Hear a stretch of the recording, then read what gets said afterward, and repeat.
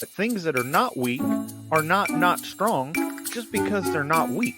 Just because something's weak doesn't not mean it's not strong. Shh!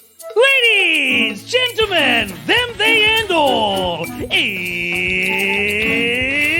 showtime! Ha-ha! Although when we do say showtime, we do use that term very loosely, as what we've got in store for you today, well, our presenters have really no idea what they're gonna say because they're all unprepared. So strap yourselves in and brace yourself as the Some Nobodies present PowerPoint Showdown. So start that round of applause as we welcome this week's keynote speaker.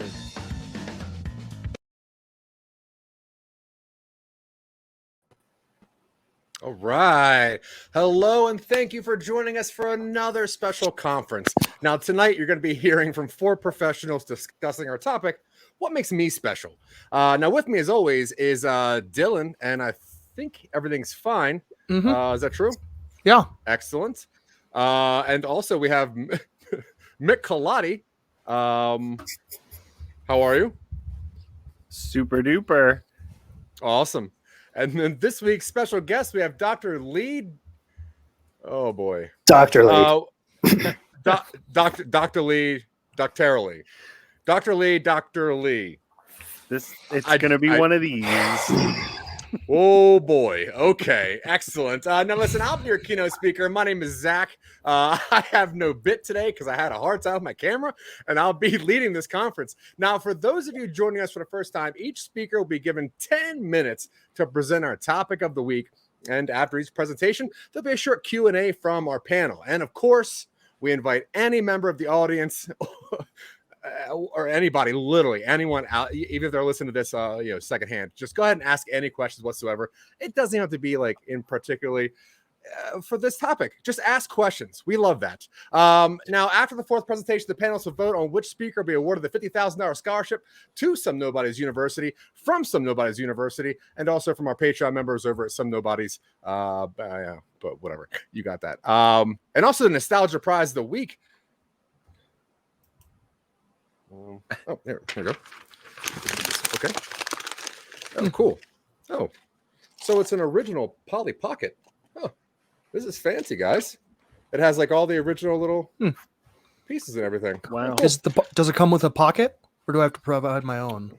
I guess the whole thing itself is a pocket, and it can also fit in a pocket. It's one of those 4D chess moves. Sure. That came out in the late 80s. Now, before we get on with our presentations, there actually is a message from last week's winner. If we can get the producers to go ahead and play that real fast. Let's see. Here we go. Hey there, Michael Colby.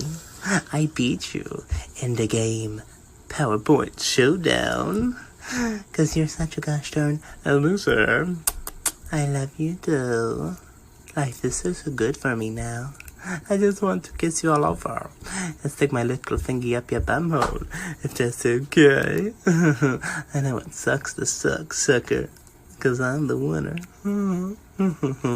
You guys darn sore loser. Bye-bye. Wolverine really let himself go. Yeah. A lot of times on this show, I have no idea who those messages are from. I really don't know who that message is from. God of cringe, apparently, whoever the hell that is. I tell you, yeah, we probably should not have them back on the show. It feels I like was somebody cringy. bought the cheapest cameos they could Yeah. just to get some. Yeah, obviously, that's exactly what it sounds like to you, because you're the loser. Obviously, you would say that. Now, before we get on with all the dues that we'd like to get to later on, we're going to actually switch it up a little bit. And Dr. Lee is going to go first, even though he's not the keynote speaker. So we'll see how this goes. So I'm going to let the producers bring up Dr. Lee. Is that right? Yes. Okay, excellent. So is that me? I think you're the producer as the keynote speaker. Okay, excellent. Well, here we go then. How about this one? There's a private chat for this sort of thing. Sorry, I was too busy reading a lot of our screens. All right. It's me, the esteemed Dr. Lee Doctorly, not to be confused with a fried or a grilled or a baked. No, once you get that PhD, you are esteeming. And thus, that's why my nickname or superhero name is the Steamin' Doctor. Next slide, please. I'm special. Now we can break down this acronym word by word, letter for letter, but really it doesn't matter because at the end of the day, I'm not special. I mean, I am, but other people who identify as I, not so much. Um, Now, at the beginning of the whole concept of myself and who I am and where you begin and how that creates some sort of uh, continual collective unconscious. We'll get onto that in later down the line. But for right now, the most high level concept you need to remember is that no one is special except for myself. Next slide, please. So in any language, it is special. Now, for this particular example, I chose Cindy because, well, I mean, she's just nicer than Sally, really. And in this particular circumstance, she writes in a lot of Arabic, or I'm sorry, this is Persian. Um, and so this is where you start to see concepts such as language and memes especially are extensions of the I or the me or the you, and they are intrinsically going to be more special than their creators. Next slide, please. So I got caught eating my boogers once, and this is just another example of why I myself am not special as, my own thing. However, when you can turn boogers into profit, that is special. Now, boogers on their own, nothing. Everyone's got them. It's turning those boogers into profit. And we'll get a little bit more into how to go about profiting off of various bodily byproducts, let's say. Next slide, please. Exceptional, particular, extra special. These are obviously very positive adjectives or descriptors where, unusual marked singular, you go from one end of the spectrum to the other end. And, in between, you find a little bit of peace and a little bit of continuity that in and of itself, again, not special, but that continuity that swings between both the extremes there, that's special. That is when we combine those things, you reach the remarkable, the outstanding, and short for special, not to be mistaken for special, which again is just more nonsense. Next slide, please. Now, before setting up my Burning Man cult, I, of course, consulted with Jared Leto because, you got to learn how to set up a cult successfully in a way that isn't going to get you busted by the man who is not burning in this circumstance. And obviously, I had to sign up for one of his douchebag classes in order to, learn the various steps of setting up a cult, then going to Burning Man, and then, of course, lighting things on fire under the influence of various types of hallucinogenics, creating a experience that can't be recreated except by creating a cult to duplicate other people's first time experiences. Next slide, please. My coffee order is also special. So once again, where you go from high level down to lower level. Once, coffee in and of itself, not necessarily special. My coffee, we get more special. Me doing something for the staff, even specialer.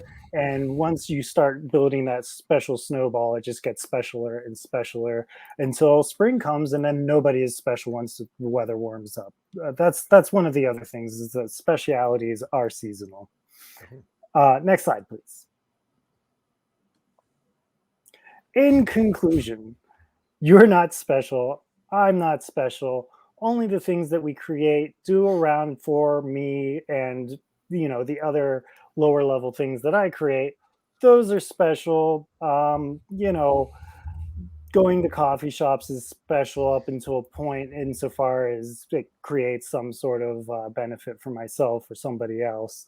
But in reality, what we arrive at is that nothing is ever special. And realistically, the only thing that is special is nothing. Questions, please. Whoa, nice. I have a question. Yes, Zach. I was if we can have the producers bring up the one slide with your coffee order real fast. Yeah, this guy right here. Okay, so now at the bottom right, if we can zoom and enhance on this, it says "flake it until you make it." Could you please just help anyone understand what this is and how this makes, I guess, you special by not being special? Well, the idea of flaking it until you make it means, so you've heard the saying, if at first you don't succeed, try again. This is sort of like an alternative perspective on that. So flake it until you make it means procrastinate as often as you can, as regularly as you can, until you're kind of forced into a situation to either, go full tilt into flaking and just blow it off completely, or you actually just, get done whatever it is that makes you special, or the experience that you're trying to create special. Flake it until you make it is really more a motto around action, as opposed to an intrinsic concept on making oneself special. Oh, well, that was perfect. Thank you very much. Yes, Mick. Yes, you talked about turning eating your boogers into profit. Now, besides your OnlyFans, where you sit shirtless and eat your own boogers, you did talk about turning the actual boogers themselves into profit. And I was just wondering what you do with the physical boogers to turn those into profit. So that comes on the opposite end, where I essentially do a lot, and eating boogers is one of the steps of this process of creating a very unique microbiome. Mhm. And then as a result, I sell my own other byproducts on the other end of my digestion for C. diff transplants, which became very popular after Tom Brady retired and wasn't sure if he was going to come back to football, and then obviously had to start selling his fecal matter. Yes, Okay. Dylan. Well, first off, thank you for the presentation. I was wondering if the producers could bring up the slide with the special acronym. I think it was early on. It is the first slide. There it is. You never went into what IMSPECIAL exclamation point stands for. I was wondering if you could elaborate on the acronym. Well, I find that when it comes to acronyms, it's best not to get bogged down into the details. It's better to go with the concept behind them, because realistically, we can go into 100 different acronyms of acronyms. But essentially here we've got instantaneously me. So I am. instantaneously me specializing, particularly even cautiously, in anal lubricants. Okay. Whoa. Okay. Okay. Yeah. Thank you. No, very illuminating. I appreciate the answer. Wow, Yeah, with that an was answer actually like really. that, you could be the next president of the United States. Yeah, I Well, agree. I mean, look, I I can't You don't need to really. answer that. That wasn't a question. Oh well, okay. But we do have a question from the audience. Mr. Simon Vanderbland would like to know what's up with that coffee order. If we could just bring up that coffee order real fast. Yeah, okay. If we can just go over this coffee order. So I like a lot this of is okay. So potassium. okay, well, okay. That I guess that's the whole top half. One pump honey blend. That's weird. Extra salted. What's that? BM butter. What's that? Oh, burnt butter. Oh, burnt butter. Okay. And then 5 pumps of frap roasted coffee. So you get coffee flavoring into your frap coffee? And then Yes. I mean, it depends on the day. This is just my Monday Okay. morning. okay, no, Extra that's fine. salted BM isn't BM butter when it comes through the other side after you've yeah. eaten a lot of boogers. It's like I a copy of believe- Luwak. Yeah, I believe you're talking about the cat coffee. Mhm. Civet. Yeah. Civet cat. Yep, Cat? yep. Not So- technically cats, but No, that's perfect. Well, thank you very much, Dr. Lee. Dr. Lee. Oh, I just got that. I like that. Nice. That's cool. Cool name, Doctor. Anyway, so let's see. So, all right. So we have some adieus, but we try to forget about them. And being a keynote speaker, I usually go first. So I guess I might as well go now, just because let's get this out of the way, right? Oh, okay. Yes, I guess I'm right. All right. Now, obviously, I didn't have a lot of time because I was fiddling with my camera, so I had to do this in a flash. But the most important thing here, I think, is to make sure that everyone understands what the topic of the night is. It's why I'm special, not why Dr. Lee's not special or the things that they do is not special, but it's why I'm special to me. Now, the important thing is why I'm special. You can too. And I'm about to tell you how, but I'm special. You can let me be special. Next slide, please. Now, there are 6 types of people, and obviously I'm one of them. Now, the other ones that we have runners. Now, you have some clingers here. Obviously, so you have some rollers, some spiniforms, a little bit of creepers, and then there's me, obviously the nonconformist. And you can tell by that very round shape and the spiky bottom. That's the easiest way to figure me out in the crowd. Also with one of these stupid hats on. But the thing is that are these people special? No, because they're not me. And I'm special. And you can too if you're a nonconformist like me. Now, other non-me's cannot be special, whereas other versions of me can be special because I'm special. Next slide, please. Okay, now I was born special, and if you follow me on FLICKR, you can obviously see that I post that constantly. I was born special. I was this. Now this is a dramatic reenactment of my birth here. I was blobular, which is very close, but I didn't have eyebrows, so that's why it's a little bit different. Now my dad did have to get a caricature sketch when we were at Dutch Wonderland to make sure that we had some records of my birth. But this is exactly what the doctor looked like. Now, in a small town in northern Italy, the world first shook with the weight of my presence. Now, northern Italy is a tiny little shopping district in Wilmington, Delaware. I'm not sure if people know about that or not. It's literally a half a block circular. And while I was born there, that's where they have the Italian festival in, obviously, northern Italy, Wilmington, Delaware. And my mom was having a couple of those the three locos. And I just kind of blobbed out. And my dad quickly grabbed a doctor off the street and was like, or a caricaturist off the street was like, I need something to remind me of this special day. And this is how it happened. I did have teeth, which is cool. No eyebrows. So I was made fun of. Next slide, please.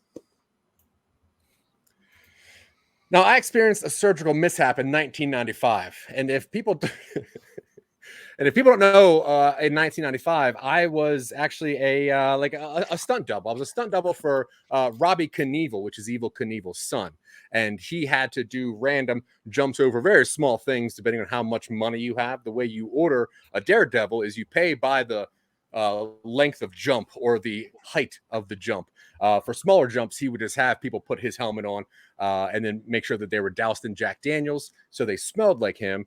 And as long as you were the same height as him, you could easily get a job just jumping over tiny rocks or cool little BMX things.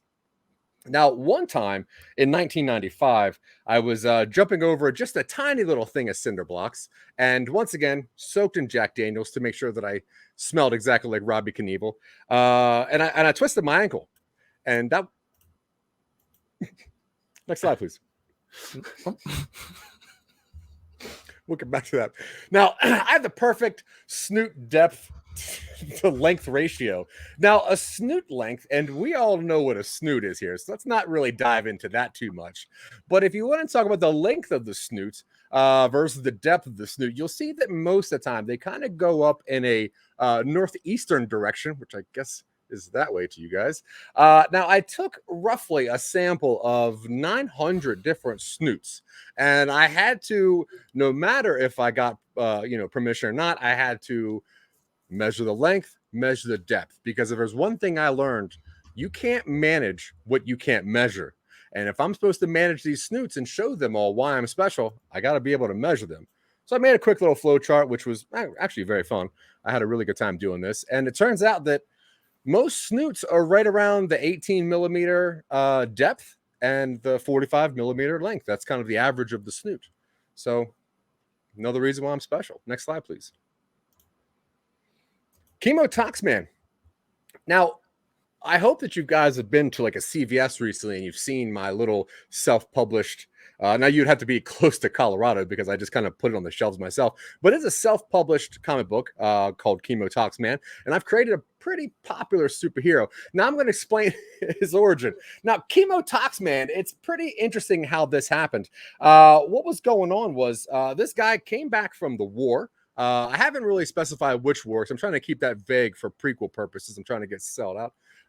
But he came back from the war, and he just had PTSD, and that was a thing. And he went to a real nasty doctor, and he's like, I need PTSD medicine. And the doctor's like, that's not a thing, but I'll give you this. And he gave him this chemo power. And it sounds kind of stupid, honestly, but I think because of the usage of watercolors, it visually tells a story. Now, his superpower, like I said, he just kind of emits a little bit of radiation, low-level radiation, but also his eyes turn yellow. So pretty much he stops crime just by creeping people out. There's also two members of his rogues gallery, one of which was that pretty shady doctor who lies to people about what medicine they should be using or not. And also the other one is this old war buddy of his that used to fly a helicopter until he sprained his ankle and got a cup inserted into his shoulder. The trials and tribulations that those folks have is pretty impressive. Once again, in watercolor, it's gorgeous. Now, his surprise secret weakness, you won't believe this. Love. He's actually never had a hug because he just emits a very low level of radiation. Most people don't want to come near him. But for one special person, I'm not going to give this away because obviously cliffhanger for book 2, he might get a hug. Next slide, please. And you can also be special. Here's how. 3 easy steps, and you can literally do these in any order whatsoever. 1 or 3, languish. 2, usually also 2, lament. 3 or 1, loathe. Once again, rinse, wash, repeat. Languish, lament, loathe. Any of those things will let you know how exactly special you are to yourself. Now, will you be special to other people? I have no idea. I'm not other people. I'm me. To me, I'm special. To you, you're probably pretty special. But if you keep languishing, lamenting, and loathing, I'm looking up at that camera, which is not working right now, so I'm sorry about that. But yeah, that's how you get special like me. So next slide, please. In conclusion, this is you. This is you not special. You got your hands in your slacks. You're only wearing socks out in the grass, and you're crying. But those tears, they're little pebbles of just hatred and sadness and fear because of that haircut. And I drew this specifically after Dr. Lee because I knew he was going to wear this stupid shirt today because this is him. He's not special. Now, if he languishes, laments, and loathes on things and follow those easy guidelines I said earlier to himself, he too can be special. Because me, I'm special. And so can you. Thank you very much. I will take literally maybe 3 questions. Oh, excellent. Mick Coletti. Yeah. Now, you kind of skipped over your injury. You said that you had an ankle injury, but the picture clearly showed that your shoulder joint was replaced with a mug and a brush. Yeah. You did talk about the cup shoulder on the pilot, but can you tell us a little bit about your ankle injury from when you were Robbie Knievel's stunt double? Of course, yeah. Once again, I was soaked in Jack Daniels to make sure I smelled like Robbie Knievel. Because if you ever met that man, he smells like he's soaked of Jack Daniels. So yeah, so I twisted my ankle. And as I was hobbling over to the ambulance because I was too manly enough to have any help, I actually fell because I twisted my ankle and I shattered my shoulder on like where the license plate is on the back of the ambulance.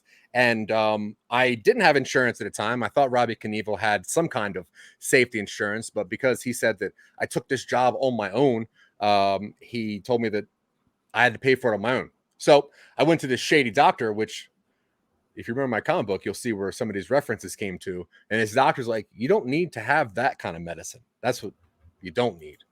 Just go to a dollar store, pick up anything that could be very similar to a ball and socket joint, and I'll see what I can do. And it will be free as long as you make a comic book out of me. Turns out it was pretty successful in the late 90s. Pilots used to get it all the time because you don't need a whole lot of movement. It's a lot of just ones of these guys. So yeah, it was a twisted ankle turned into a horrific shoulder smashing off of an ambulance license tag. Okay, so are you the rogue in the Chemo Toxman comic book? I'm not in the Denver area, so I can't read the comic. Well, I'll send you a link to my zine. Okay. Is it Zine? No, that's not right. Zini. Let's see. Dr. Lee. Yeah, so first of all, thank you for your presentation. I'm glad we came to the same conclusion in the end. And I hate to sneer at a fellow Snoot snob, but wouldn't you say that length is more important than or that girth is more important than length? And also, did your shoulder surgery turn you into more of a sweepy boy? I was always deep down a sweepy boy.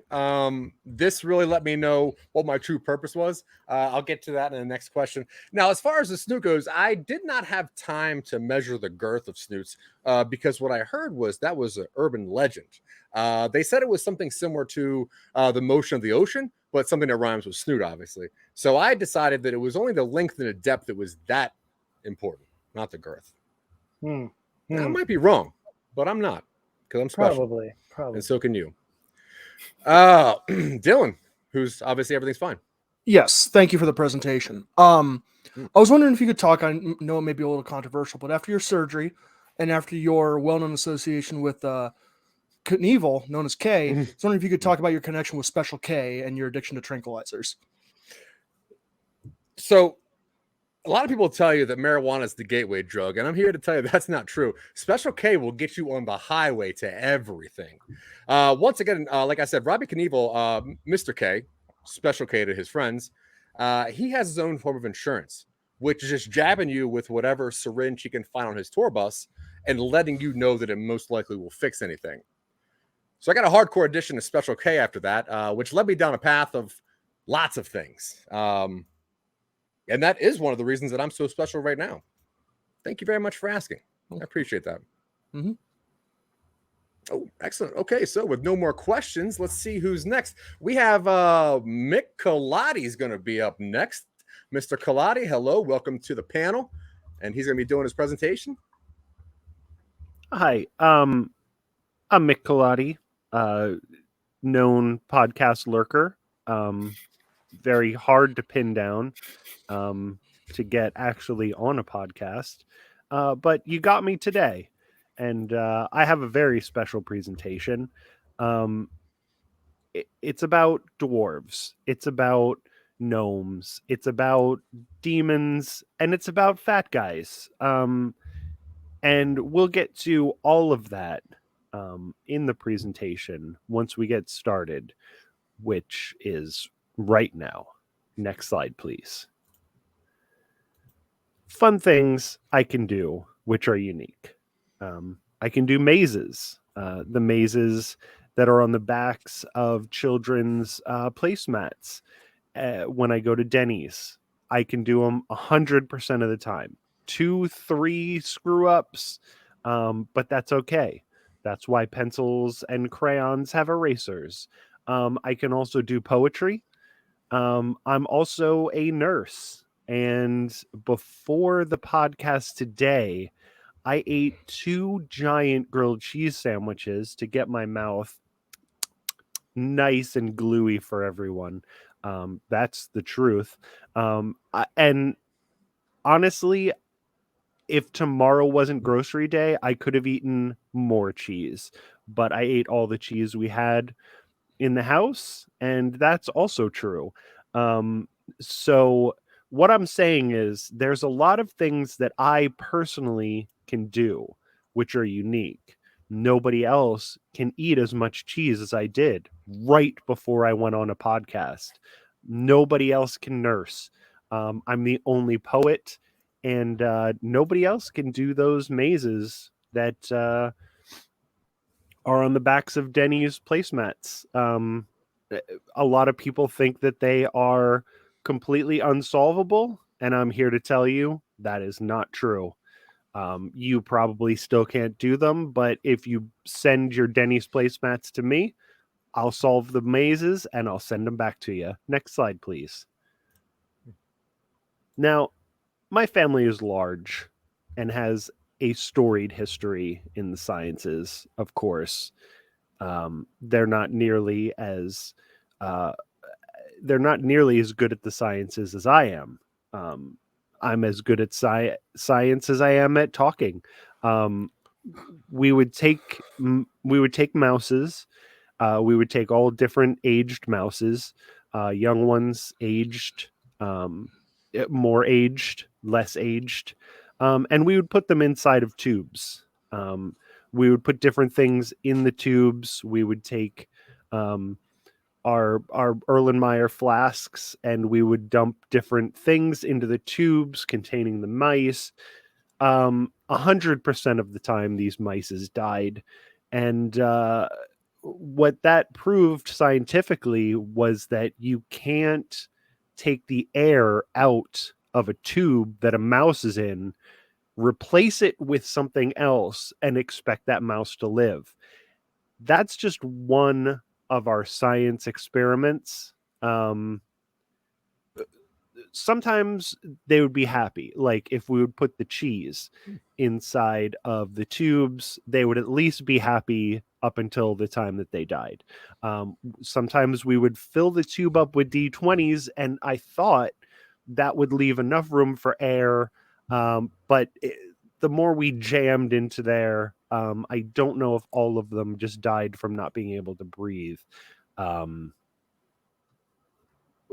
We'll see. You'll see what this has to do with why I'm special 2 slides from now. Next slide, please. Now, just watch. Nobody else can dance like I can.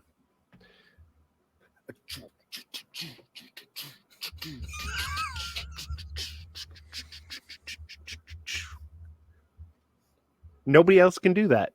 I'm the only one who can do that dance. It's patented. It is trademarked. If you ever do that dance, I will sue you. All of the money from the lawsuits goes to the mouse research.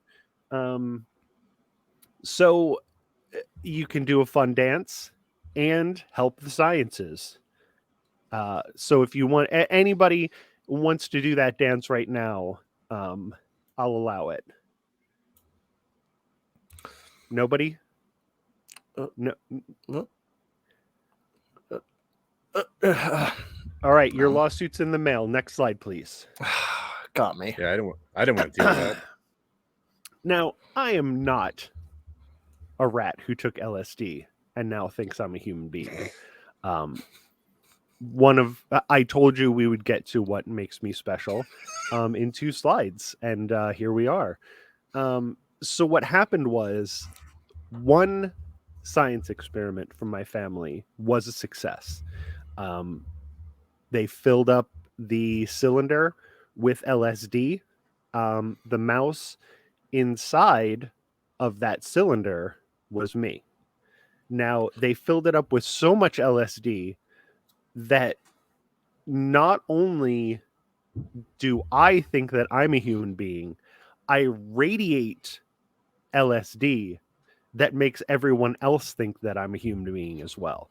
I'm not actually saying these words. You just think that I'm saying these words. It's advanced level science.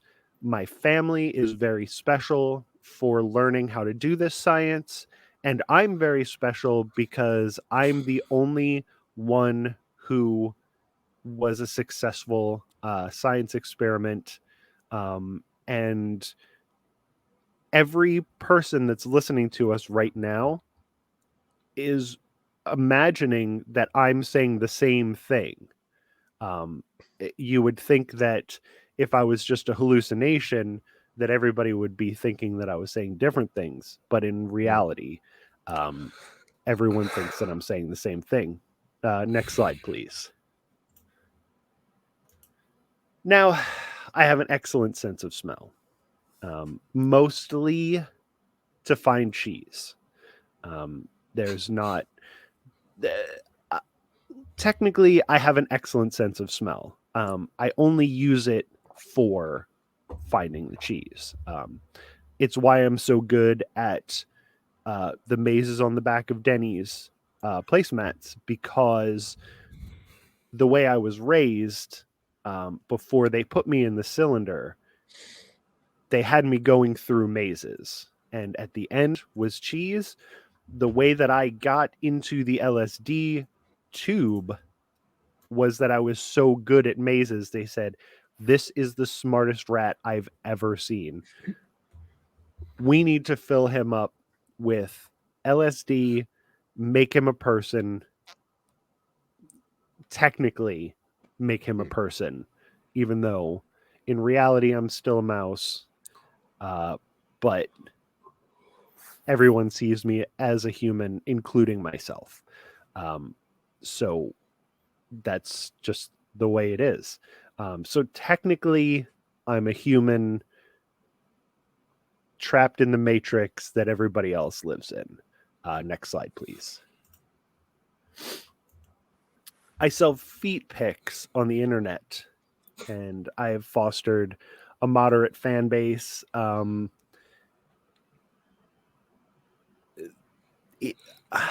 going to give away some samples for free. When you look at these on my OnlyFans, you will see human feet. The one thing that I am able to do is I can make you see whatever kind of feet is most attractive to you. So right now, what you're looking at is the most attractive type of feet to you personally. I don't know what kind of feet you're seeing. Right now, I'm seeing a Sasquatch foot, big with big hairy toes, and long fingernails on their toes, which is what Bigfoots have. And so whatever weird thing you're into, that's what you're seeing right now. That is the kind of foot that you want to put in your mouth and slurp. I'm not going to judge you. However, whatever you're into, man, Next slide, please. Now, in conclusion, the first thing that I learned to do after I gained this consciousness, after coming out of the tube, was I developed a deep love for the Smashing Pumpkins. One of the first songs that I learned to play on the drums was Today, and I really appreciate Billy Corgan's voice. I think that the Smashing Pumpkins is one of the greatest bands of the 90s. And I feel like everyone else should appreciate the Smashing Pumpkins quite as much as I do. I didn't love them in the 90s when I was a mouse, but after the LSD tube, it opened my mind to what the Smashing Pumpkins really are and what they do. And I really like just what they're about. And I think that makes me special. So that's my presentation. I didn't really want to give out quite as many secrets as I did. Nobody's supposed to know about the scientificness of my existence, but there it is. Now, if anyone has any questions, I will be lying about the answers. I just want to be truthful up front and say that any answer I give is going to be a complete and utter fabrication. Dr. Lee. Yes, Mr. Collity. I was wondering if you can elaborate on the uniqueness of your dance moves and if you are able to engage in those due to the resilience of your polysynaptic membrane. And could you show us those moves again? I can show you the moves again. This time I would really appreciate it if the three of you, I mean, the chart is right here. You can see exactly how you do the dance. So if everyone on the panel could do the dance while doing the song, I would appreciate it. And we're going to do it in 3, 2, 1.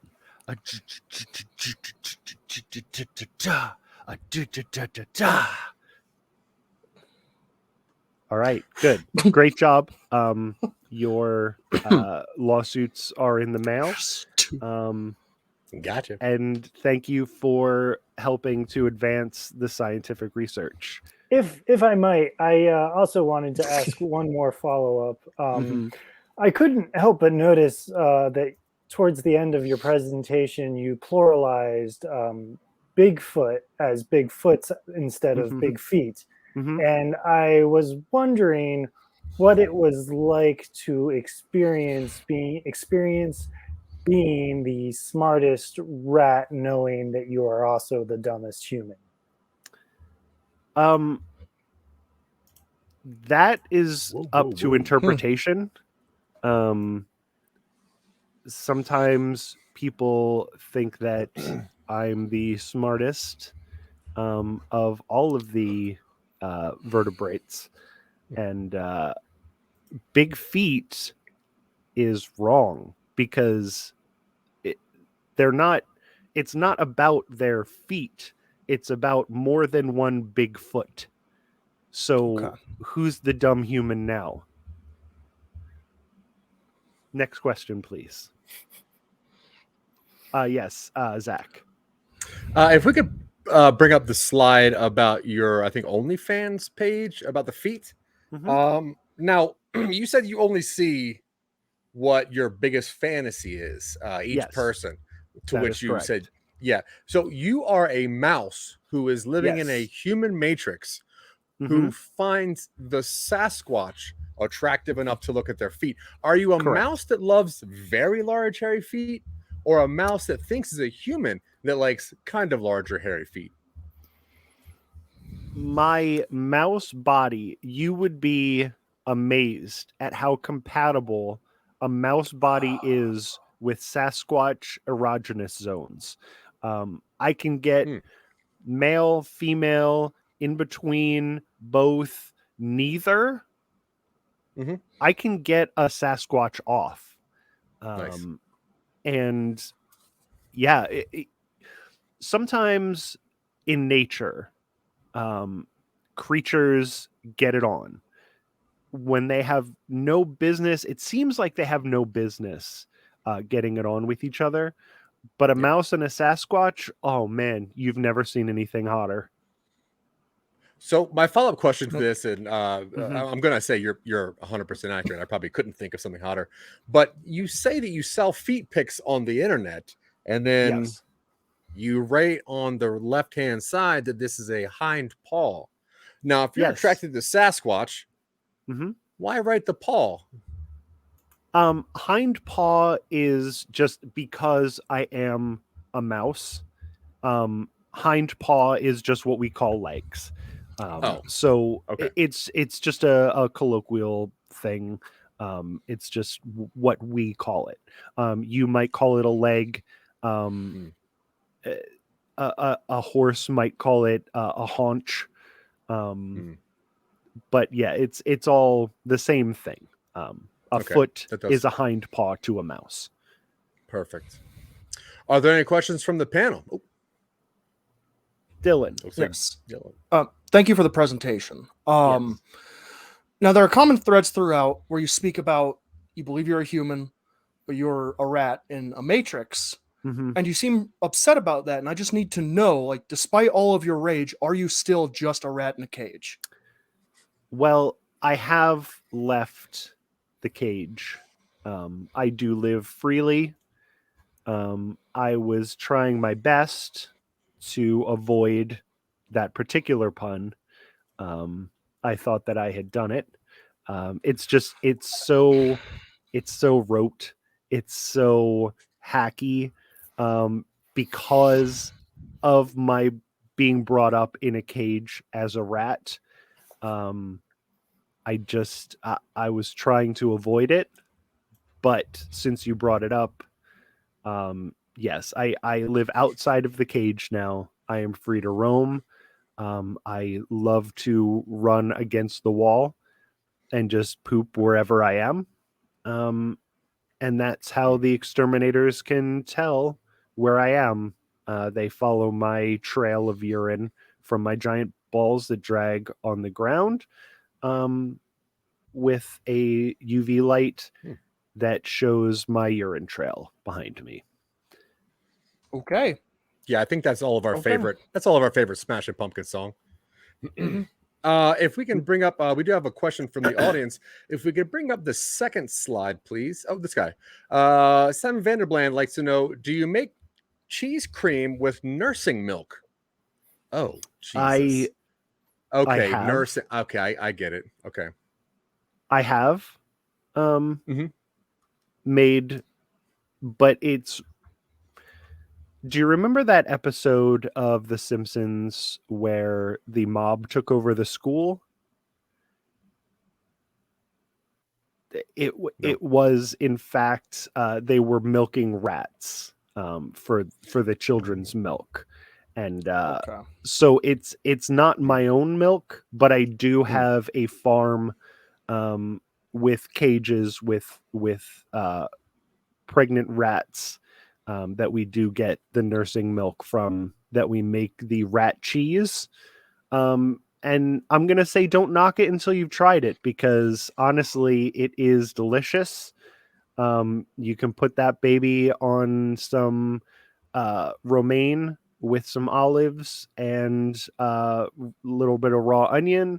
You crumble that cheese right on top of it, put a nice Caesar dressing on it, and you have quite the dinner. I hope that answers Mr. Vanderbland's question. Okay, and we got some ados, but who cares? Because we have Mr. Dylan, who apparently everything's fine. Dylan, let's see what you're going to be talking about today. Of course. Let's get that up, please. Any second. Thank you. Now, I do want to reassure everybody that everything is fine. My name is Dylan. Thank you for coming to this presentation. And I'm going to be talking right now about my life, special.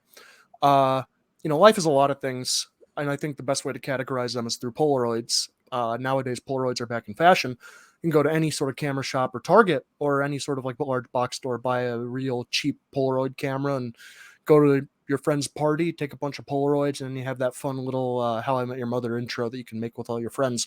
Now, these are all stock photos I took because I don't associate with people who skateboard or take photos at sunset or hang themselves beneath a pier.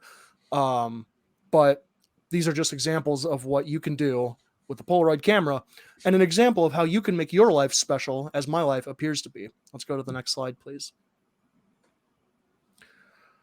Now, I was born in the 90s, and you may remember MTV. MTV, of course, stands for musical television, and it used to play music on the television. And then, things got expensive. Music got expensive. Artists realized that they could make money doing their art, and certain venues weren't willing to pay them for that. So you had to diversify your content. And some of that content came to be, there was a big skate culture, and I think MTV helped foster that. Now, I was a tubby, uncoordinated child, so a skateboard was out of my grasp and far away from my feet after the first time, in which I busted my lip open on a curb. But that didn't stop all the cool kids in my small town from skate parking their life away, sometimes literally. But this special skateboard trick is putting a dog on a skateboard and pushing it and seeing how far it makes it. Now, you can try right-clicking on a photo and using the replace image to build your own yearbook. But I never do that because my life is special enough that all the default images are good enough for me. Let's go to the next slide, please.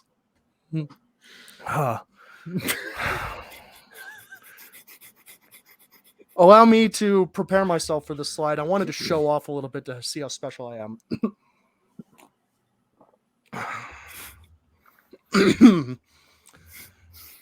I put together a few... it's a little bit of a dirty trick. Now, this was a trick that we did used to play on each other in school. I'm a mother pheasant plucker. I pluck mother pheasants. Fair.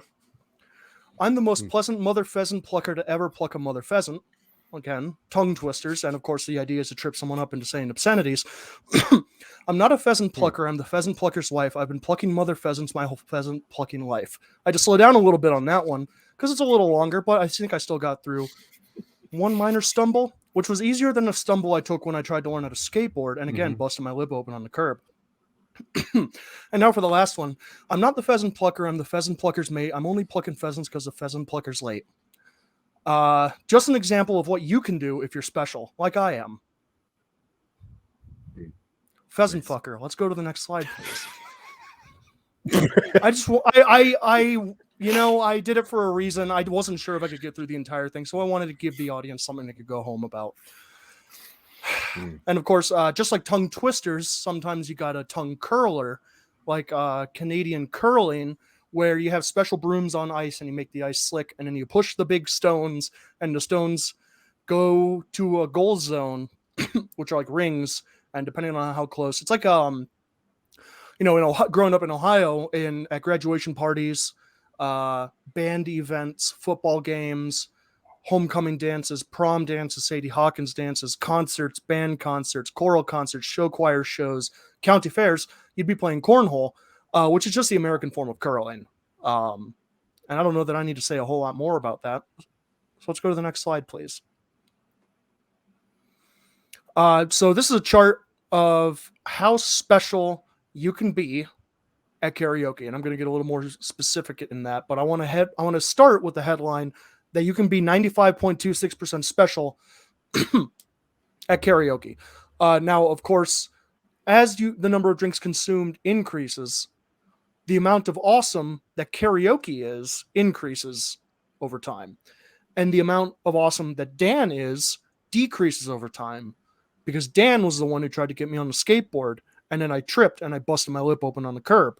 Dan enjoys curling, and the last I saw, he was going underneath the pier in Jersey. So I don't know what happened to him last. Let's go to the next slide, please. Scary. This is the slide of all the tests I've specialized. These include the test exam, yet another Scantron, and what appears to be yet another Scantron. Now, I grew up in Ohio, where the public education system has been completely undermined by various special interests, and so we took specialized, standardized tests kind of every year. OGT, ACT, SAT, LOL. No, not that one. But I've specialized in all of these tests. I did pretty well. I got an arts degree on a scholarship at a state school, so I didn't really make use of any of my test scores. But that just makes me special. Yo, what are you doing? Being an accountant? Boo, whatever. Let's go to the next slide. You probably watched MTV when it had music on it. All right. Now, I do want to say that when I say special, I do base that on 2 points on a particular compass. Quentin Tarantino and Metallica. I think when you're talking about MTV, when you're talking about people being special, when you're talking about what a middle-class kid in Northwest Ohio would have to consume media-wise, those two generally ring out, unless you're listening to a lot of like, oh man, who's a country artist? Like Rascal Flatts. There's a lot of Rascal Flatts in Northwest Ohio in the early 2000s. But let's look at this quote by Quentin Tarantino. Sure, Kill Bill is a violent movie, but it's a Tarantino movie. You don't go to see Metallica and ask the pheasant fuckers to turn the music down. I mean, he's right. You don't have someone on a PowerPoint show to talk about how special they are and ask him not to say how special he is. That's from now it does say that's from Quentin Tarantino, but I think the source is actually AZ Quotes. I'm not sure who Arizona Quotes is, but I hope that they get credited properly for what they said. Let's go to the next slide, please. In conclusion, you're a little middle-class kid in Northwest Ohio. You busted your lip open in a skate park. Dan won't leave you alone. You look up at the moon and you think, man, one day I'm going to be the last person from this town alive. And I think that makes me pretty special. And I think that's going to end my presentation here. I will now take any and all questions from the panel and otherwise. And let's start off with Melotti. Yeah. Thank you for your presentation. You did at the beginning say that you didn't associate yourself with people who skateboarded or with people who took pictures of themselves hanging underneath piers in New Jersey. But you clearly stated later in your presentation that you did associate with both of those types of people. So I was just wondering what your association with people who took pictures at sunset were, because obviously you were lying when you said that you didn't associate with these particular types of people. I thank you for pointing out the inconsistency. I guess I should have specified that I don't associate with them anymore, not after the event in Jersey. Now, when it comes to people taking photos of themselves at sunset, I find that it is kind of unavoidable, considering I live in the sunset state where the sun is always setting, and you have a Polaroid, take pictures. And if the sun sets, Dylan lies a little. Yeah, a little bit. Yeah. So I do associate with people who take pictures at sunset. I find that it doesn't necessarily affect their personality enough to where I find them insufferable. Okay. What state is that? That's the sunset state where the sun is always setting? It's in the West. Yeah. You've probably never heard of it. Yeah. Okay. Let's hear from Zach. Thank you so much for this presentation. I know that because you're a liar, you have a hard time doing this kind of stuff. But if we can bring up that one slide with the graph of awesomeness on it, pretty please. Let's see. Now, if you could please let us know, because Dan loses awesomeness after drinking, and this is obviously during karaoke. If Dan were to sing a karaoke song while drinking, what would his song be? It would be "Fuck Her Gently" by Tenacious D. But he only sings the harmonies. Nice. But he only sings the harmonies. It doesn't sound right. Like it's technically correct. Like he sings the harmonies correctly, but like you don't need to show off, Mhm. man. Everybody's there just for the melody. It sounds incorrect, even though he's singing it technically That's fair. proficiently. Perfect. So he just sings the Kyle Gass parts. Yeah, kind of. That's really weird. the guitar. I think I saw. Okay, Dr. Lee's hand is up. Yes. Yes, in your introduction, you introduced your presentation as your life's colon special, but then we didn't hear anything more about the colon until you compared curling to cornholes. Yes. Good catch. That's because my colon is irregular, so it only comes up once in a while. Okay. That's fair. I think Dr. Lee is a proctologist. Isn't that correct? He could probably help you out with that would help with the tests that I specialize in because he proctors them, right? The Ohio Cornhole. Yeah. Oh, Yeah, I that love makes that sense. band. We do have a question from the audience. Simon Vanderblam would like to know, what's your favorite skate move? Move? Interesting. Oh, I thought it said movie, and I was going to say Brink because I'm a fan of Team Pup and Suds. I like the 7200,000. It's where you shoot into orbit and do as many rotations as possible before you crash back down. That doesn't seem 7200. real. But I don't know. It's never been performed successfully. 7,200,000. Mhm. Oh, it seems like a lot of spins. I can't name any other skate. 7,200,000. It's a lot of spins. You go up into space. You can't name one Your skate move apparently. I'm sorry. Did you say that your favorite degrees? Yeah. Did you say that like your rotation. favorite skate move was an ollie? Is that a skate move? It is. Yeah. It's basic. It's a sick. I never advanced very far. Yeah, he has the yellow belt in skateboarding. Had a All right, everyone. Well, thank you very much, Dylan. And I honestly hope everything's fine. But we definitely appreciate your time on the panel. Now let's see here. Now everything should be fine. I guess it's in parentheses. It's got to be true. Now, with all the presentations given, each member of the panel will indicate with their hands, their fingies, right? Which speaker they believe deserves to win the $50,000 grant awarded from and to Some Nobodies University by the Patreon account and the Collector's Nostalgia Prize, which, like I said, is this cute little Polly Pocket. Aww.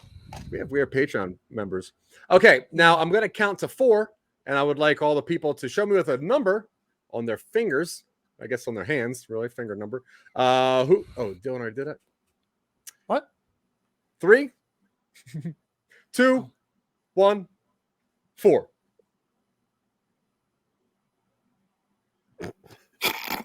Again? Nice. We have another 4-way tie. This is impressive. I'm sorry, Dylan, go ahead. No, don't worry about it. Well, I would like to hear. I said don't worry about it. That's what you have to hear. I do enjoy when we get these ties because that costs Some Nobodies $200,000. And we're also going to need to figure out which parts of we have to Polly room together. Pockets we get. Yeah. You know, I think there is 4 here. If it helps, there is 4, don't really feel right accepting any kind of prize.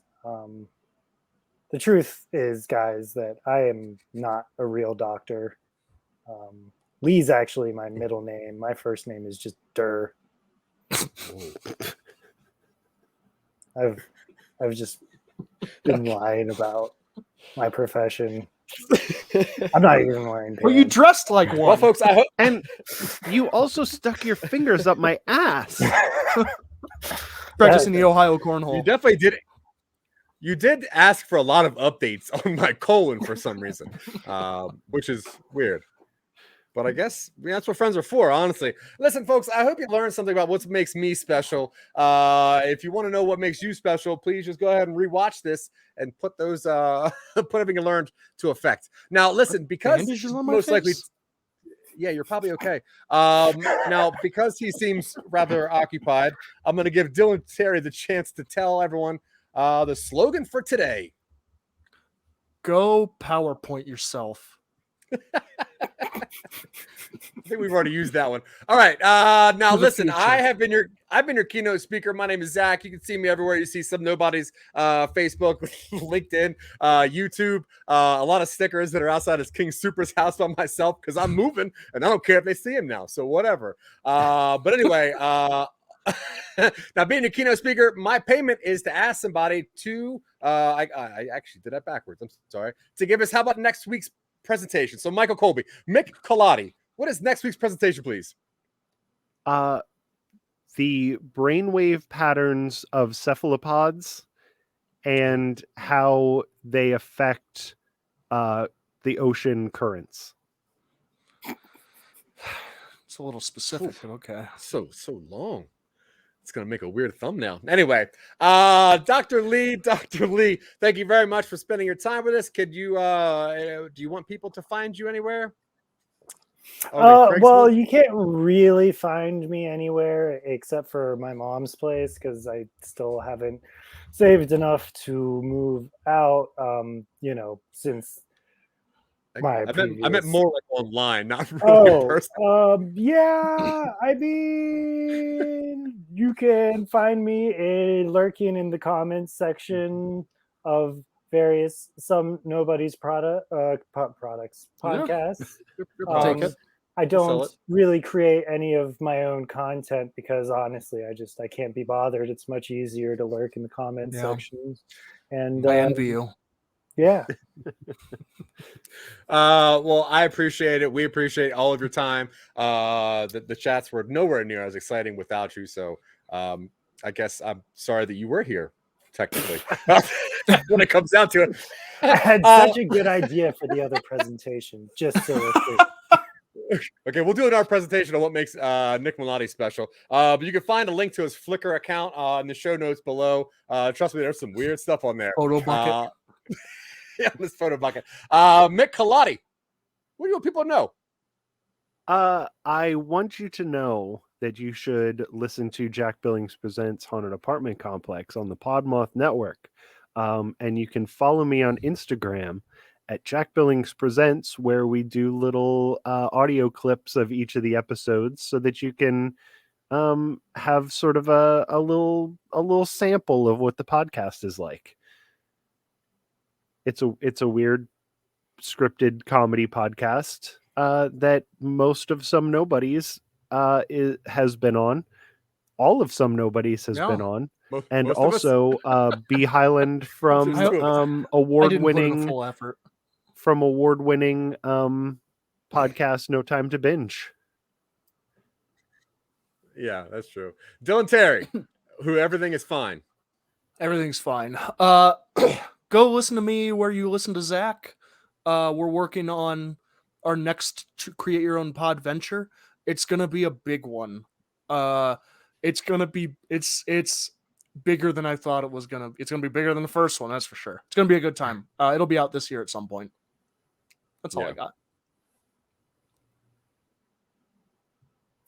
That's it? I think so. Well, week is just letters.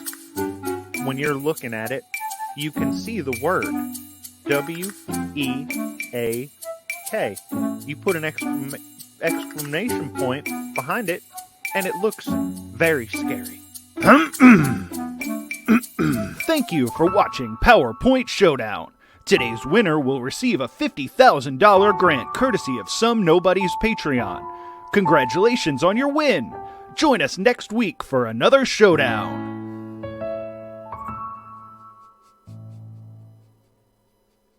Thanks for providing that big prize, guys.